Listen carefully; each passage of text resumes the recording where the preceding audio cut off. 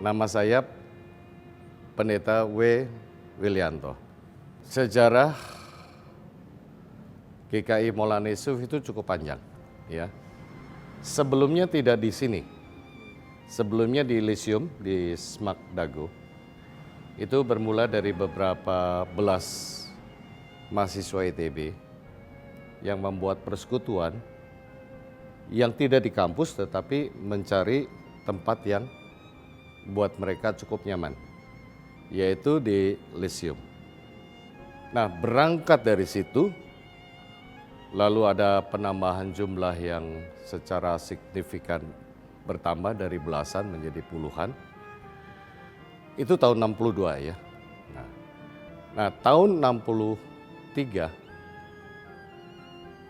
GKI Kebonjati lalu berpikir bagaimana caranya untuk mengembangkan pelayanan khusus di wilayah Bandung Utara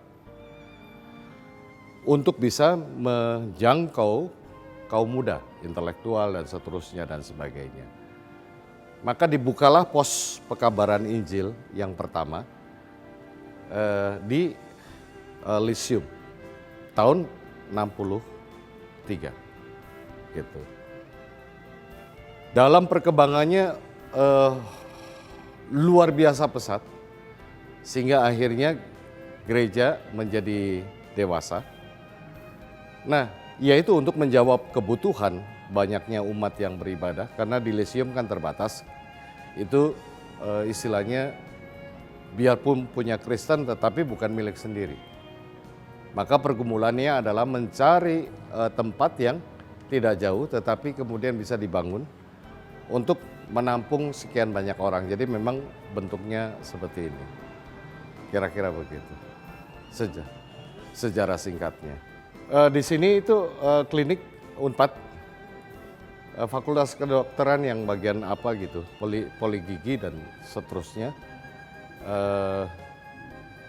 dibeli, ya, lahan yang seperti ini. Bagaimana caranya agar bisa membangun bangunan gereja yang bisa menampung banyak orang, sehingga bentuknya begini. Kalau memanjang otomatis tidak akan mungkin bisa memuat banyak. Jadi ini dari insinyur-insinyur yang anggota jemaat sendiri, para tokoh juga. Jadi ceritanya itu menarik ketika membangun ini.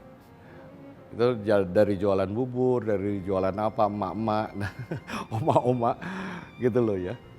Sehingga ya dana yang ada dikumpulkan, bangun bertahap ini itu. Gitu. Memang dari awal didesain seperti ini, sehingga kalau bicara soal akustik sulit banget. Jadi tujuan utama waktu itu ya supaya bisa menampung banyak orang yang ingin beribadah. Jadi nah ini catatan untuk seluruh GKI ya. Maulana Yusuf ini nggak ngarang, karena ngambil dari jalan di mana gereja itu berada. Itu aturan gereja. Misalkan kalau di Jakarta ada Mangga Besar, kenapa GKI Mangga Besar? Karena jalan Mangga Besar. Kenapa GKI Panglima Polim? Karena jalan Panglima Polim. Jadi kalau ada korelasinya nggak dengan gereja? Nggak ada. Hanya gereja tempatnya di situ, sehingga ketika orang menyebut GKI Maulana Yusuf, oh jalan Maulana Yusuf. Visinya adalah menjadi terang dan garam, menjadi berkat. Jangkauannya bukan hanya untuk internal orang-orang Kristen, tetapi juga bagi masyarakat, bagi Indonesia terutama, karena kita ada di tengah-tengah Indonesia. Nah, visi itu didukung dengan misi yang terus disesuaikan dengan perkembangan zaman. Dibarengi dengan kita tidak akan pernah lupa sejarah terbentuknya GKI Maulana Yusuf, bahwa GKI Maulana Yusuf selalu berkaitan dengan kaum muda itu. Ya, jadi yang seperti saya katakan bahwa ini gereja ini perlu mendorong kaum muda untuk berkarya, menyiapkan kaum muda untuk bisa tampil ke depan Bukan hanya memiliki masa depan untuk dirinya sendiri, tetapi menjadi berkat juga. Untuk waktu ibadah, ini pasca pandemi ya, pasca pandemi. Jadi pasca pandemi ada beberapa ibadah yang dilakukan bukan hanya di gedung ini. Karena ada 2 tempat lagi yang digunakan. Di GKI Maulana Yusuf di sini, itu ada jam 7.30, ada jam 10, dan sore. Ini untuk kebaktian umum, jam 6. Nah, khusus untuk yang jam 6 ini kaum muda. Biasanya selalu full band dan seterusnya, sekalipun full band juga seringkali digunakan di 7.30 maupun jam 10. Nah, di tempat yang sama kebaktian remaja jam 8. Kemudian ada kebaktian sekolah minggu. Ada kelas batita, kelas balita, kelas B, kelas C, kelas D, dan tunas remaja. Itu jam 7.30, jadi orang tua yang pengen ngantar anak-anaknya ikut kebaktian di 7.30. Jadi tempatnya di sini semua, terbagi ada 3 lantai. Jadi anak-anak, iya. Ini menariknya setelah pandemi, jumlahnya terus bertambah nih. Anak-anak, ditambah lagi ya banyak yang anak lahir baru lah dan seterusnya. Perayaan-perayaan khusus, nah ini kan mau Paskah ya, itu dimulai dari Rabu Abu. Kemudian terus berlanjut masa Prapaskah, kemudian ada nanti Kawis Putih, Jumat Agung, Paskah. Seperti biasa kebaktian Jumat Agung itu perjamuan kudus, Paskah, perjamuan kudus maupun Paskah, wah udah. Jadi kami harus bagaimana caranya disesuaikan karena umat yang akan datang akan lebih dari 2 kalinya. Biasanya 600, bisa jadi 1.500. Nah, kemudian ya sesuai dengan hari besar kekristenan. Dilanjut nanti Pentakosta, kenaikan dulu Pentakosta yang tidak semeriah antara Paskah maupun Natal. Nah, biasanya peristiwa kelahiran itu pestanya luar biasa. Sekalipun kita hanya banyak ibadah ya. Dan tidak ada perayaan yang khusus selain anak-anak, karena anak-anak kan memang kebutuhannya berbeda dengan dewasa ya. Dewasa nggak terlalu banyak hura-hura dan seterusnya. Untuk jumlah pengunjung ibadah tidak terlalu signifikan. Karena mahasiswa pulang yang liburan datang. Jadi justru Natal nih, ya nanti janganlah Juni itu sudah mesti liburan toh. Banyak orang tua yang dari mulai Mei udah nganterin nyari kos, nyari apa mahasiswa baru yang ikut tes dan seterusnya dan sebagainya. Jadi ya mungkin siklusnya seperti itu gitu ya. Nah, yang jadi masalah adalah para pelayannya. Para pelayannya kebanyakan pemuda sehingga kami harus memikirkan. Ada lapis kedua yang sudah harus siap. Masa kita nggak belajar dari pengalaman itu ya, sehingga lapis kedua harus muncul. Dan para pemuda yang terlibat di situ tidak sepenuhnya adalah para pendatang. Mereka yang sudah stay di sini. Jadi anak-anak saya sudah pemuda, mengkoordinir orang-orang, teman-temannya, mana yang stay, mana yang enggak. Ya ginilah, jangankan bicara soal masa liburan. Bicara lagi ujian aja udah repot, iya kan? Ujian kan mereka mau tidak mau, no? Pelayanan iya, tapi jangan korbankan juga studi. Nah, di antara mereka harus atur. Selain memang majelis jemaat juga harus memikirkan. Oleh karena itu jumlah majelis jemaat sekarang bertambah untuk bisa mengisi kekosongan itu. Intinya bahwa pelayanan ibadah tidak boleh kosong. Pelayanan yang lain tidak boleh terbengkalai.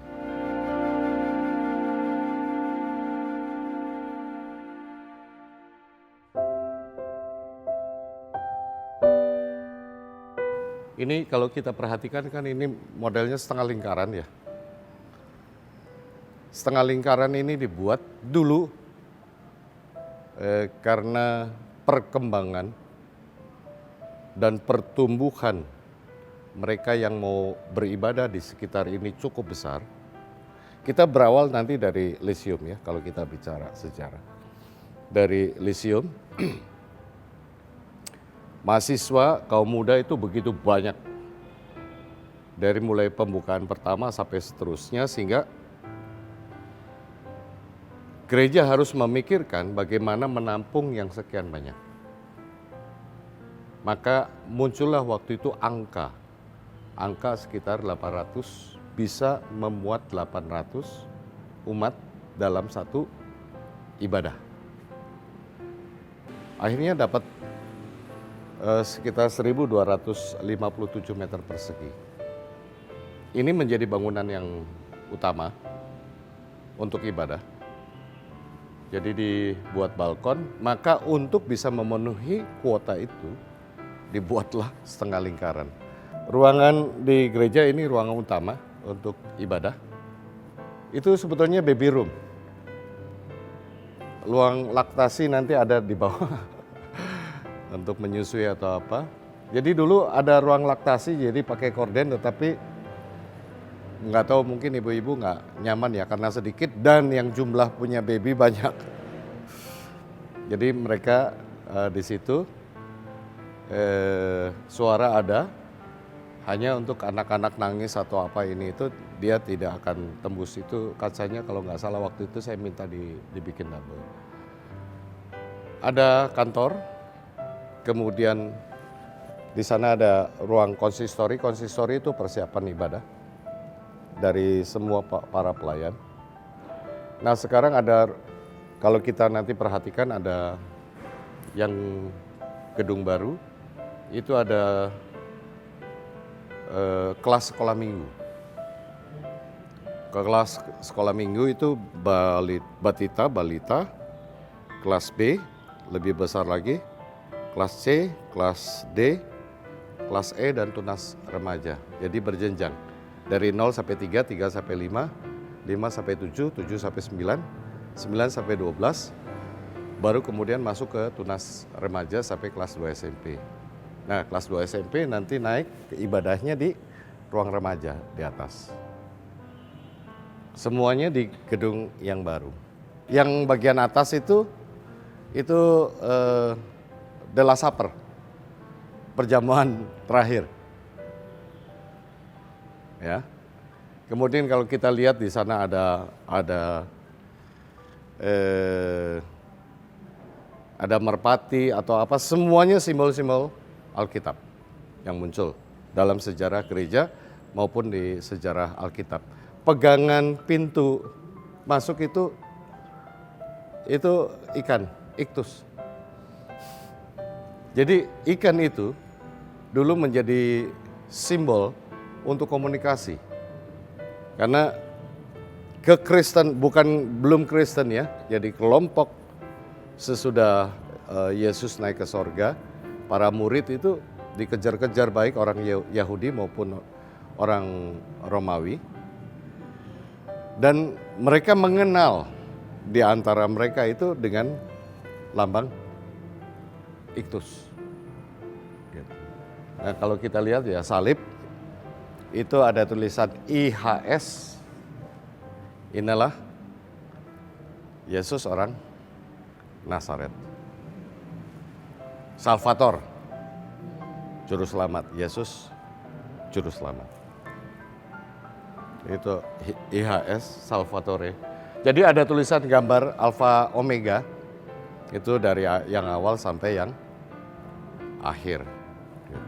Iya, itu mimbar utama buat pendeta. Kalau ini buat penatua. Gitu. Kalau ini song leader. Pemimpin pujian. Nah, kalau kita perhatikan itu bukan sekedar lukisan, itu lukisan apa ya? Pakai di shoulder.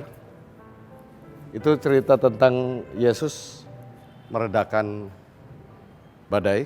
Ini lagi Di-setting sedemikian rupa, kita cari gambar yang cukup baik, model kapalnya, dan itu di Danau Galilea. Jadi orang-orangnya besarnya, dan tidak ada di tengah-tengah. Posisinya sekalipun kedalaman Danau Galilea itu tidak lebih dari 54 meter kedalamannya, tetapi karena luasnya itu banyak gelombangnya luar biasa. Kalau di situ ini menabur benih, salah satu perumpamaan dari Tuhan Yesus. Jadi ini hasil dari diskusi, akhirnya dua inilah yang digunakan. Bahwa gereja ada di tengah gelombang dunia yang terus berubah. Dan tugasnya adalah tetap menabur benih.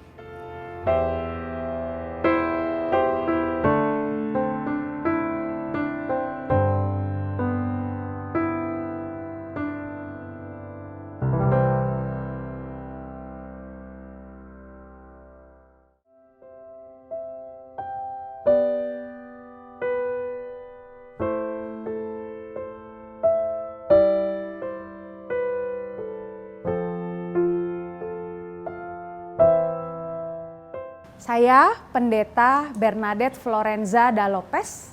Saya biasa dipanggil Renza dan sudah melayani di GKI Maulana Yusuf sejak tahun 2015. Jadi kepemimpinan di GKI Maulana Yusuf itu sama dengan kepemimpinan di GKI yang lain, sifatnya itu kepemimpinan kolektif. Jadi saya sebagai pendeta bukanlah pemimpin tunggal di sini, melainkan majelis jemaat. Jadi majelis jemaat itu terdiri dari para pendeta dan para penatua. Pendeta dan penatua itu dalam kemajelisan jemaat sifatnya setara. Gitu. Jadi tidak ada hierarki antara pendeta dan penatua. Kami bersama-sama melayani dalam kepemimpinan di gereja ini. Majelis jemaat tentu tidak akan bisa menjalankan kehidupan bergereja tanpa dibantu oleh rekan-rekan yang lain. Oleh karena itu majelis jemaat kemudian membentuk dan mengangkat komisi-komisi tim pelayanan yang memang dalam kehidupan sehari-hari atau kehidupan bergereja menolong majelis jemaat untuk menyelesaikan dan melaksanakan berbagai hal. Pelayanan di gereja ini tentunya banyak.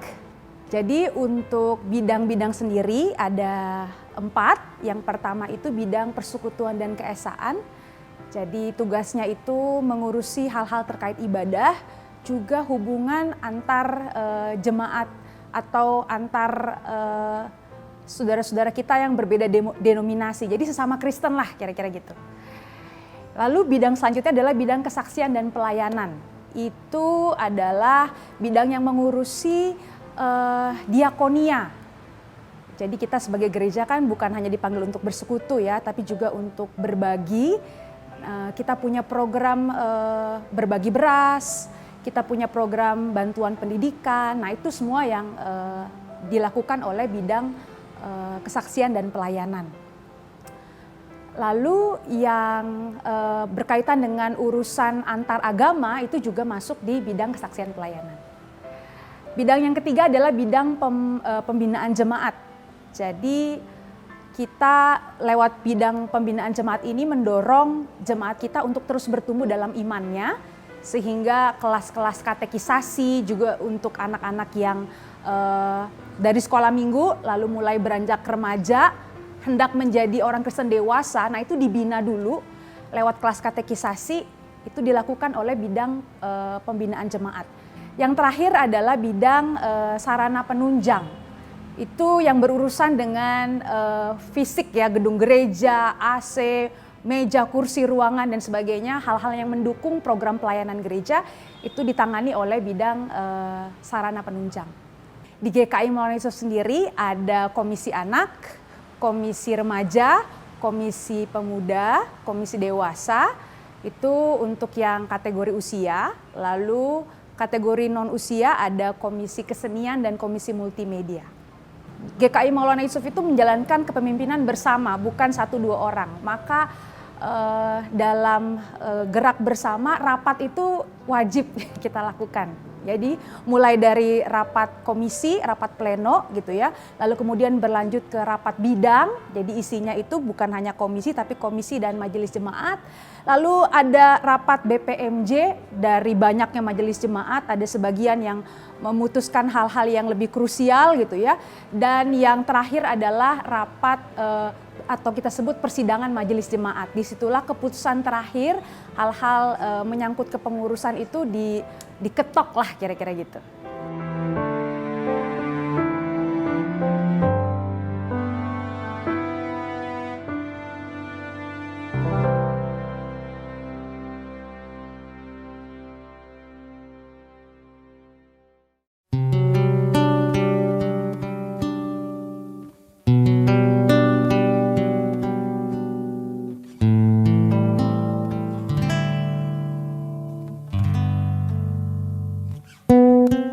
Saya Penatua Ronauli Tobing, saya penatua di bidang pembangunan jemaat. GKI Maulana Yusuf adalah gereja yang ada di pusat kota Bandung. Dia sangat dekat dengan Gedung Sate sebagai pusat pemerintahan kota Bandung. Mahasiswa menjadi dominasi jemaat kita. Setiap tahun terus bertambah jemaat kita. Dan bisa dikatakan setiap tahun punya permasalahannya sendiri, setiap tahun terus berkembang baik secara jumlah anggota, juga program-program yang kami coba suguhkan bagi jemaat kami. Pada saat COVID, kami melaksanakan ibadah secara online. Kami berupaya untuk menyapa jemaat melalui ibadah-ibadah dan kegiatan-kegiatan online. Nah, sejak COVID mulai menurun, kita sudah mulai membuka ibadah secara onsite, punya tantangan tersendiri. Karena ternyata jemaat ada juga yang lebih suka tetap ada di rumah, bersama dengan keluarganya, dan tidak hadir ke gereja. Secara jumlah tentu saja ada sedikit penurunan.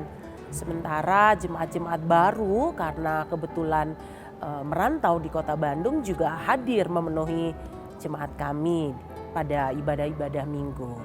GKI Maulana Yusuf merupakan satu gereja yang sangat heterogen menurut saya ya. Suku bangsa banyak sekali, Sunda, Jawa, rekan-rekan dari Indonesia Timur, Chinese, Batak, hampir semua rasanya ya.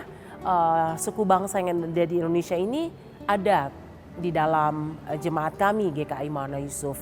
Rentang usia dari mulai anak hingga lansia juga cukup proporsional, dan pekerjaan juga banyak sekali dari mulai buruh kasar sampai dengan para profesor ada di tempat kami ya. Itu juga yang merupakan kekhasan dari GKI Maulana Yusuf. Jemaat usia sekolah minggu itu dimulai dari usia 0 sampai dengan SMP kelas 2 itu sekitar 250 sampai dengan 300 orang. Sementara usia remaja ada sekitar 150. Dan untuk pemuda ada di sekitar 400 sampai dengan 450. Jemaat dewasa baik itu muda, madya maupun lansia itu menempati jumlah yang terbesar sekitar 1000 sampai dengan 1300 orang. Aktivitas di jemaat kami untuk anak-anak ada sekolah minggu yang biasa kami lakukan hari Minggu pukul 7:30. Untuk anak-anak remaja itu dimulai dari kelas 3 SMP hingga kuliah tingkat yang pertama. Aktivitas mereka ibadah pada hari Minggu, ada juga olahraga yang mereka lakukan setiap hari Sabtu. Ada juga kelompok tubuh bersama untuk meningkatkan iman mereka, dan berbagai aktivitas karena ini usia sekolah biasa dilakukan di hari Sabtu atau hari Minggu. Sementara untuk anak-anak pemuda, mereka juga beberapa aktivitas mereka selain ibadah ada persekutuan, ada kelompok tumbuh bersama, ada olahraga, dan mereka punya satu aktivitas online yaitu podcast. Itu muncul setelah masa pandemi yang membuat mereka juga hadir memeriahkan media sosial GKI Maulana Yusuf. Sementara untuk yang dewasa persekutuan biasa dilakukan di hari Rabu, pemahaman Alkitab dilakukan hari Rabu. Nah, untuk ibu-ibu yang suka olahraga, nah komunitas ini juga tumbuh, yaitu senam sehat yang biasa dilakukan di hari Kamis pagi.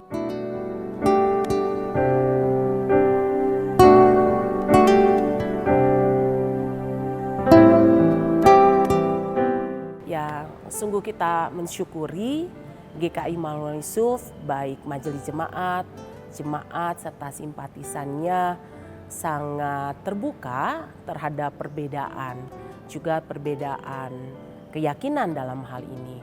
Kami cukup aktif di dalam lingkup lintas agama, kami sering juga melakukan kegiatan-kegiatan sosial bersama dengan institusi lain yang kebetulan berbeda keyakinan.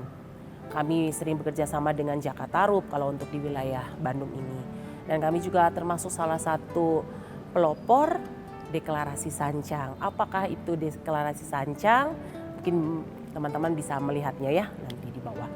Secara rutin kami juga mencoba memaknai puasa atau Ramadan itu dengan berbagi kasih, dengan berbagi takjil yang dilakukan oleh teman-teman remaja, pemuda. Salah satu bentuk toleransi yang kami bisa sampaikan di sini, GKI Maulana Yusuf juga membantu terkait dengan pendidikan. Kami memberikan beasiswa tanpa memandang dari gereja mana. Kami juga tidak memandang apa sukunya, apa agamanya. Pembagian beras yang biasa kami lakukan secara rutin, itu juga kami tidak melihat latar belakang si penerima itu sendiri.